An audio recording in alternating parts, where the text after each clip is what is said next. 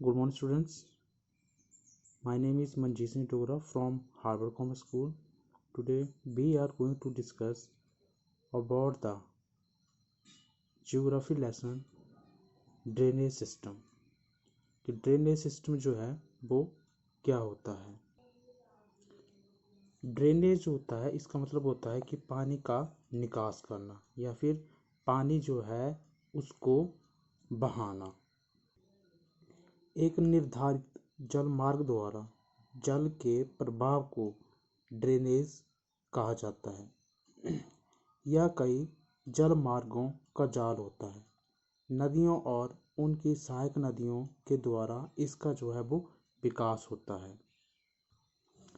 मतलब ये है कि जो हमारे पहाड़ वगैरह हैं, जो पर्वत वगैरह हैं, ये हमारे क्या हो गए, पर्वत वगैरह हैं।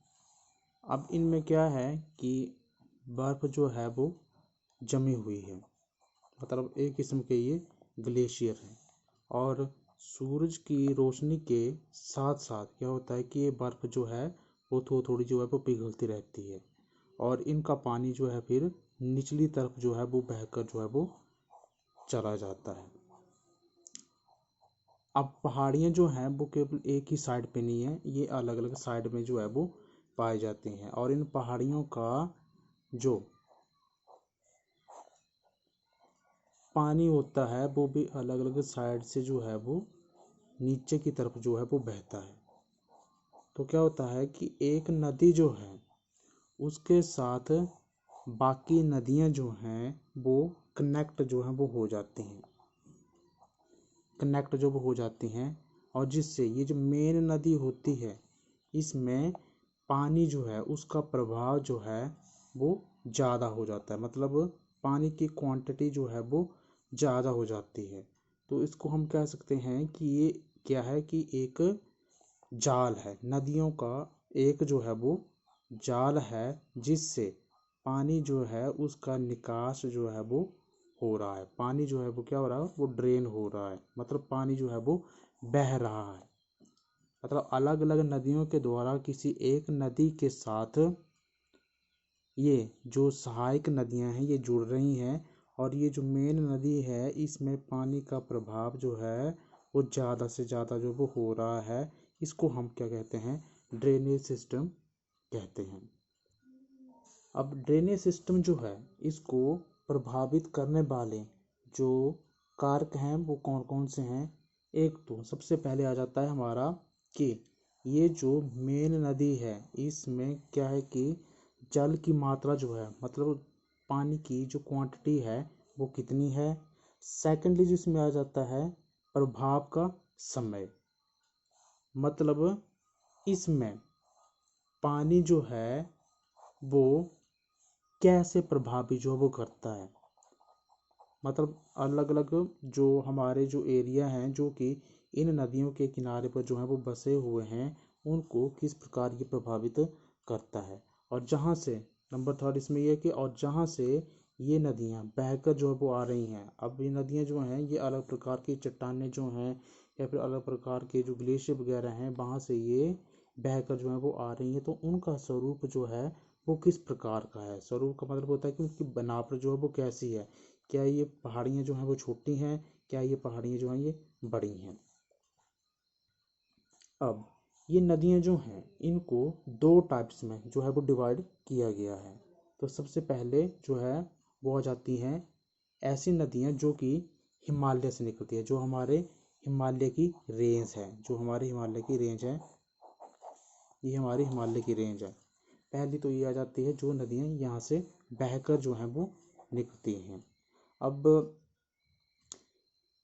ये जो नदियाँ हिमालय से बहकर निकलती हैं तो मैंने आपको पहले बता दिया कि यहाँ पर क्या है कि पानी जो है वो बर्फ के रूप में जो है वो ऊपर जमा हुआ है।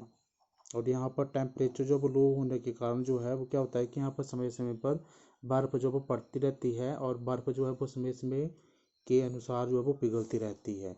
तो क्या होता है उनका पानी जो है वो बहकर नीचे की तरफ जो है वो आता है। तो ये जो नदियाँ होती हैं जो कि हिमालय से निकलती हैं, जो नदियाँ हिमालय से निकलती हैं इन नदियों में पानी जो होता है उसकी क्वांटिटी जो होती है वो भी ज़्यादा होती है, और इन नदियों में पानी जो होता है वो सारा साल जो है वो भरा रहता है। इन नदियों में बेसिकली पानी का प्रभाव जो है, ये पानी का प्रवाह जो है वो साल में कम से कम 2 बार जो है वो ज़्यादा हो जाता है। एक तो होता है बरसात के समय में, और दूसरा जो होता है वो हो जाता है नवंबर या दिसंबर के समय में, जब रिट्रेटिंग सीजन जो है वो शुरू हो जाता है। तो उस समय इन नदियों में पानी जो है उसकी क्वांटिटी जो है वो जोर से ज़्यादा जो वो हो जाती है, और नीचे वाला जो एरिया है जहाँ पर लोग जो हैं वो बसे हुए हैं वहाँ पर बाढ़ आने का खतरा जो है वो ज़्यादा हो जाता है। नंबर नेक्स्ट पर आ जाएंगी हमारी कॉन्टिनेंटल रिवर्स हैं। अब ये नदियाँ जो हैं इनमें पानी का प्रभाव जो होता है वो कम होता है। मतलब ये ऐसी नदियाँ होती हैं, सेकंड नंबर पर जो है वो हमारी जो है वो कॉन्टिनेंटल रिवर्स जो हैं वो आ जाती हैं। समझ गए, जो हर एक कॉन्टिनेंट में जो है वो बनी होती हैं। तो इन नदियों में ये नदियाँ जो हैं ये मैंने आपको बता दिया कि ये हिमालयन नदियाँ हैं जो कि हिमालय से निकलती है। तो यहाँ पर बर्फ़ जो वो पड़ रहती है और ये समय समय पर जो वो पिघलती रहती है, जिससे इन नदियों में पानी जो है वो भरा रहता है। परंतु जो कॉन्टिनेंटल नदियाँ होती हैं उनमें क्या होता है कि ये जो कॉन्टिनेंटल नदियाँ होती हैं इन नदियों का लिंक जो होता है इन नदियों का लिंक जो होता है वो किसी भी पर्वत या पहाड़ के साथ जो है वो नहीं होता है। ठीक है, तो इसमें जो है वो पानी कहाँ से आता है, इसमें पानी जो है वो वर्षा के जल से जो है वो आता है। मतलब जब बारिश वगैरह होती है किसी भी जगह पर, तो जो पानी बह कर आता है वो इन नदियों में आकर जो है वो चला जाता है, आगे से आगे जब वो बढ़ जाता है। तो इनको हम जो है वो कॉन्टिनेंटल नदियों के नाम से जो है वो जानते हैं। और ख़ासकर जब बरसात का समय आता है तो उस समय इनमें पानी की क्वांटिटी जो है वो ज़्यादा जो है वो हो जाती है। ठीक है, okay, thank you very much.